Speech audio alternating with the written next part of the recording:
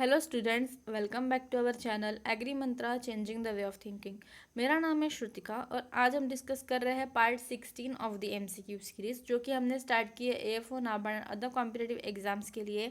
इसके पहले already 15 parts आ चुके हैं। जिन लोगों ने नहीं देखा है आप जाके देखिए।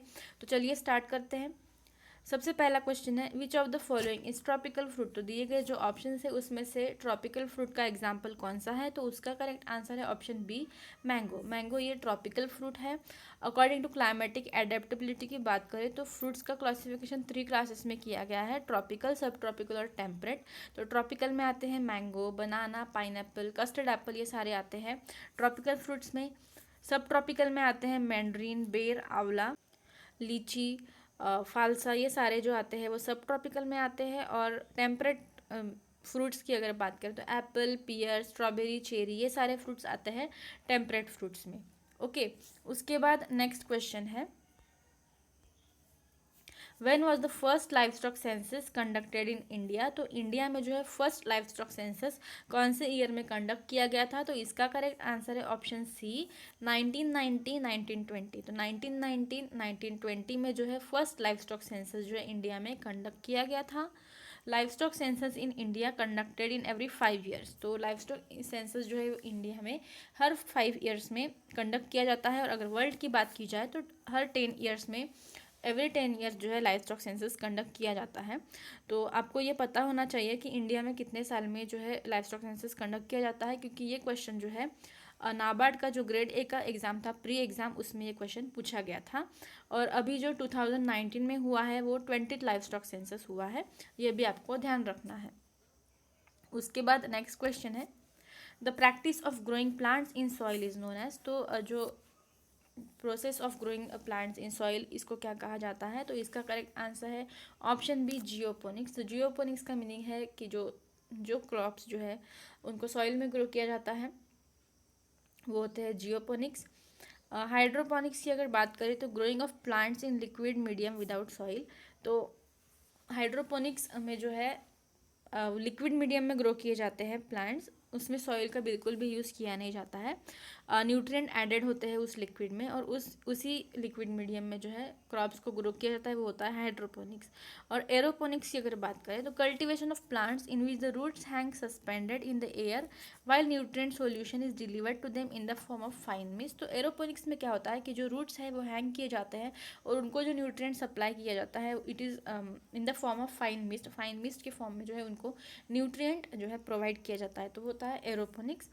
उसके बाद नेक्स्ट क्वेश्चन है, which of the following disease of mustard shows white और yellow pustules of variable shape and sizes on lower surface of leaves is।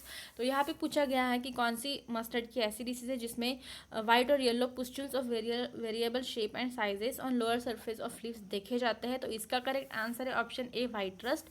White rust ये डिसीज है मस्टर्ड का या फिर क्रूसीफर का, आपको पता होगा आप सभी को। वाइट रस्ट ऑफ मस्टर्ड या फिर crucifer is cause due to Albugo candida. ये बहुत बहुत सारे एग्जाम्स में पूछा गया क्वेश्चन है और बहुत इंपॉर्टेंट भी है, तो आपको ध्यान रखना है। सिमिलरली अल्टरनेरिया ब्लाइट, तो अल्टरनेरिया ब्लाइट ऑफ मस्टर्ड, उसका सिम्टम क्या होता है, concentrate black spots on the leaves, stems and pots. तो स्टेम्स, लीव्स और पॉट्स पे जो है कॉन्सेंट्रेट ब्लैक स्पॉट्स दिखते हैं, वो है अल्टरनेरिया ब्लाइट का सिम्टम। और डाउनी मिल्डी ऑफ मस्टर्ड का सिम्टम होता है yellow and irregular spots on upper surface on and white growth on under surface of leaves. तो ये होता है डाउनी मिल्ड्यू का सिम्टम। तो इसमें से जो है सारे जो पैथोलॉजी के मेजर मेजर क्रॉप्स हैं, मेजर मेजर डिसीजेस है, उसका आपको सिम्टम्स पता होना चाहिए, क्योंकि एएफओ के एग्जाम्स में जनरली देखा गया है सिम्टम्स जो दिया जाता है और पूछा जाता है कि ये कौन से डिसीज़ का सिम्टम है, तो आपको पता होना चाहिए। उसके बाद नेक्स्ट क्वेश्चन है, bio fertilizer use for wheat is. तो वीट के लिए कौन सा बायो फर्टिलाइजर का यूज़ किया जाता है, तो इसका करेक्ट आंसर है ऑप्शन बी, अजोटोबैक्टर। अजोटोबैक्टर का यूज़ किया जाता है वीट के लिए। अजोला आप सभी को पता है राइस के लिए यूज़ किया जाता है। अजोस्पिरिलम का यूज़ किया जाता है सोरगम के लिए। और राइजोबियम, ये जो है राइजोम के वेरियस स्टेन जो है वो वेरियस पल्सेस के लिए यूज़ किए जाते हैं। ठीक है, उसके बाद है एग्री मंत्रा 2.0। ये एग्री मंत्रा का ही दूसरा ऑफिशियल चैनल है। इस चैनल पर हम आपको समय समय पर agriculture job updates and news देते रहते हैं। इस चैनल से जुड़ने के लिए उसकी लिंक आपको डिस्क्रिप्शन बॉक्स में मिल जाएगी। उसके बाद नेक्स्ट क्वेश्चन है, the type of poultry houses in which birds are reared from 18 to 72 weeks of age is called. तो ऐसे पोल्ट्री के हाउसेस जहाँ पे पोल्ट्री बर्ड जो है वो 18 से लेके 72 वीक्स तक ग्रो किए जाते हैं, तो ऐसे हाउसेस को क्या कहा जाता है। तो उसका करेक्ट आंसर है ऑप्शन डी, लेयर हाउस। ठीक है, लेयर हाउस में जो है बर्ड्स 18 वीक्स से लेकर 72 वीक्स के एज तक ग्रो किए जाते हैं, रियर किए जाते हैं। उसके बाद ग्रोअर हाउस, तो ग्रोअर हाउस में क्या है, used for rearing egg type birds from 9 to 18 weeks of age. 9 to 18 weeks of age के जो बर्ड्स जिस हाउस में रेयर किए जाते हैं वो होते हैं ग्रोअर हाउस। उसके बाद है ब्रूडर कम ग्रोअर हाउस। तो ब्रूडर कम ग्रोअर हाउस क्या होता है कि birds are directly reared in brooder cum grower house. तो बर्ड्स का जो रेयरिंग क्या होता है 0 to 72 वीक्स ऑफ एज, 0 से लेके 72 वीक्स ऑफ एज तक जो है उनको जिस हाउसेस में रियर किया जाता है वो होता है ब्रूडर कम ग्रोअर हाउस। उसके बाद है broiler house, birds are reared up to 6 weeks of age. तो बर्ड्स को 6 वीक्स ऑफ एज तक जिस हाउस में रियर किया जाता है वो होता है ब्रॉयलर हाउस। ओके, उसके बाद नेक्स्ट क्वेश्चन है, crops which are grown along farm roads and fence जो है वो फेंसेस के अलॉन्ग या फिर अलॉन्ग फार्म रोड्स जो है ग्रो किए जाते हैं, तो ऐसे क्रॉप्स को क्या कहा जाता है। तो उसका करेक्ट आंसर है ऑप्शन सी, एवेन्यू क्रॉप्स। तो एवेन्यू क्रॉप्स जो है ये क्रॉप्स ग्रो किए जाते हैं along farm roads and fences. Similarly catch crops, तो कैच क्रॉप्स क्या होते हैं, this are grown to substitute the yield of main crop. अगर कई बार ऐसा हो जाता है कि मेन क्रॉप जो है उसका लॉस हो गया है कोई अनफेवरेबल कंडीशंस से, तो उसकी यील्ड को सब्सटीट्यूट करने के लिए कैच क्रॉप ग्रो किए जाते हैं। कवर क्रॉप्स है, these crops are grown mainly to cover the soil and to reduce soil moisture and erosion by wind and water. तो कवर क्रॉप्स ऐसे क्रॉप्स होती है जो ग्रो की जाती हैं कवर सॉइल को कवर करने के लिए, to reduce soil moisture and erosion by wind and water, erosion prevent करने के लिए और सॉइल मॉइस्चर कंजर्वेशन के लिए कवर क्रॉप्स जनरली ग्रो की जाती है। और trap crops grown on boundary of the field to attract insect pest. तो इंसेक्ट पेस्ट को अट्रैक्ट करने के लिए जो है वो ट्रैप क्रॉप्स जो है बाउंड्री पे लगाई जाती है, वो होते हैं ट्रैप क्रॉप्स। उसके बाद नेक्स्ट क्वेश्चन है, type of mouth parts in house fly. तो हाउस फ्लाई में जो है माउथ पार्ट्स कौन से टाइप की होती है, तो उसका करेक्ट आंसर है option C, sponging. Sponging type of mouth part जो है ये हाउस फ्लाइज में पाई जाती है। रैस्पिंग एंड सकिंग ये थ्रिप्स में पाई जाती है। सिफोनिंग टाइप माउथ पार्ट्स होती है बटरफ्लाइज में, और चीविंग एंड लैपिंग टाइप होती है हनीबीज में। तो एंटोमोलॉजी से जो है various type of antennae leg type and mouth parts जो है इससे भी क्वेश्चन आ सकता है, तो आपको वो पता होना चाहिए। उसके बाद नेक्स्ट क्वेश्चन है, टॉक्सिसिटी ऑफ आयरन कॉजेज तो डैश डिसीज इन राइस। तो टॉक्सिसिटी ऑफ आयरन से कौन सी डिसीज होती है राइस में, तो इसका करेक्ट आंसर है option B, browning. Browning disease it is cause due to toxicity of iron. Similarly Khaira disease, तो खैरा डिसीज सभी को पता है और ये मोस्ट इंपॉर्टेंट पॉइंट है क्योंकि बहुत सारी एग्जाम्स में आ चुका है और आगे भी चांसेस है ये आ सकता है। तो जिंक डिफिशियंसी से जो है खैरा डिसीज होता है।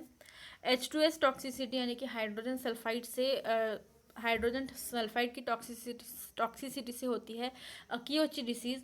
और आयरन डिफिशियंसी से होती है वाइट आई डिसीज़। ठीक है, ये सारी जो डिसीजेस है ये राइस की डिसीजेस है, तो आपको ये भी ध्यान रखना है। उसके बाद नेक्स्ट क्वेश्चन है, what is the spacing for planting Amrapali mango variety in high density plantings. आप सभी लोगों को पता है आम्रपाली ये वैरायटी हाई डेंसिटी प्लांटिंग के लिए सुटेबल होती है, तो उसका स्पेसिंग कितना होता है। तो इसका करेक्ट आंसर है ऑप्शन सी, 2.5 बाय 2.5 मीटर।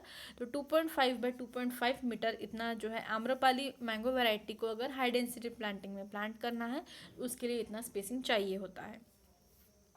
सिमिलरली बनाना की बसराई वैरायटी जो है ये भी एक वैरायटी है बनाना की जो हाई डेंसिटी प्लांटिंग के लिए सूटेबल है, तो उसके लिए स्पेसिंग होता है 1/2 बाय 1/2 मीटर। और पपैया की पूसा नन्हा ये भी वैरायटी हाई डेंसिटी प्लांटिंग के लिए सूटेबल है, इसके लिए स्पेसिंग होता है 1.8 बाय 1.8 मीटर। ओके, उसके बाद नेक्स्ट क्वेश्चन है, central institute for research on goats is located at. तो सेंट्रल इंस्टीट्यूट ऑफ गोट जो है वो कहाँ सिचुएटेड है, तो इसका करेक्ट आंसर है ऑप्शन ए, मखदुम मथुरा।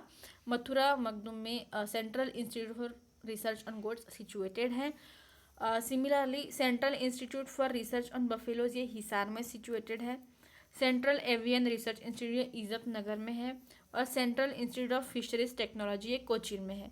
तो जैसे कि आप सभी को पता होगा, बैंक ऑफ महाराष्ट्र का एग्ज़ाम का अगर आपने पेपर देखा होगा तो उसमें 3 क्वेश्चंस तो इस इंस्टीट्यूट से रिलेटेड थे। तो आपको इंस्टीट्यूट्स का जो है हेडक्वार्टर्स कहाँ है वो आपको ध्यान रखना है, हो सकता है आगे भी एग्जाम्स में आ जाए। उसके बाद नेक्स्ट क्वेश्चन है, when C N ratio exceeds 30:1 dash occurs. जब सी एन रेशो जो है वो 30:1 से ज़्यादा बढ़ जाता है तो क्या होता है? तो इसका करेक्ट आंसर है option A, immobilization. When CN ratio exceeds 30:1, then immobilization occurs. Similarly, CN ratio is when CN ratio is below 21, then mineralization occurs. और सी एन रेशो अगर मोर देन 30:1 है than net immobilization. And net mineralization की अगर बात करें तो जब C N ratio less than 20:1 होता है तो नेट मिनरलाइजेशन होता है। उसके बाद नेक्स्ट क्वेश्चन है, द प्रोसेस ऑफ ब्रेकिंग और softening the seed coat to make it permeable to gases and water is called. तो जो ब्रेकिंग और softening the seed coats and make it permeable to gases and water, इस process को क्या कहा जाता है? तो इसका करेक्ट आंसर है ऑप्शन बी, स्कैरिफिकेशन। ठीक है। Similarly stratification, seeds are subjected to temperature treatment. तो टेम्परेचर ट्रीटमेंट को जो सीड्स सब्जेक्ट की जाती है, जनरली चिलिंग ट्रीटमेंट दी जाती है, तो वो होता है स्ट्रेटिफिकेशन। और वर्नलाइजेशन की अगर बात करें तो cold treatment given to plants and it responds with its flowering. तो ये क्वेश्चन जो है वो बैंक ऑफ महाराष्ट्र में पूछा गया था। तो आपको ये भी ध्यान रखना है कि स्कैरिफिकेशन, स्ट्रेटिफिकेशन, वर्नलाइजेशन ये क्या होता है। उसके बाद नेक्स्ट क्वेश्चन है, in milk which of the following element is found in the form of emulsion. तो मिल्क के जो वेरियस एलिमेंट्स हैं उसमें से इमल्जन फॉर्म में कौन सा एलिमेंट पाया जाता है? तो इसका करेक्ट आंसर है option A, fat globules. Fat globules in the milk are found in emulsion form. Lactose और मिनरल्स ये जो है सॉल्यूशन फॉर्म में पाए जाते हैं। इससे आपको एक और पॉइंट याद रखना है कि फैट जो है ये वेरियस जो मिल्क है, most variable component of milk जो है वो फैट होता है, ये आपको पॉइंट याद रखना है। उसके बाद नेक्स्ट क्वेश्चन है, alternate wetting and drying of in soil changes. तो अल्टरनेट वेटिंग एंड ड्राइंग से जो है सॉइल में क्या चेंज होता है? तो उसका करेक्ट आंसर है option C, soil colour. Soil colour जो है वो चेंज होता है alternate wetting and drying of soil से। आज के लिए बस इतना ही। आई होप आपको ये क्वेश्चंस हेल्पफुल लग रहे होंगे। अगर हेल्पफुल लग रहे हैं तो please do like the video, share with your friends, comment करिए वीडियो पे। आपकी स्टडी को और इन्हांस करने के लिए आप एग्री मंत्रा का ऑफिशियल ऐप डाउनलोड कर सकते हैं प्ले स्टोर से, and various social media platform से जुड़ने के लिए आपको उसकी लिंक डिस्क्रिप्शन बॉक्स में मिल जाएगी। Thank you for watching.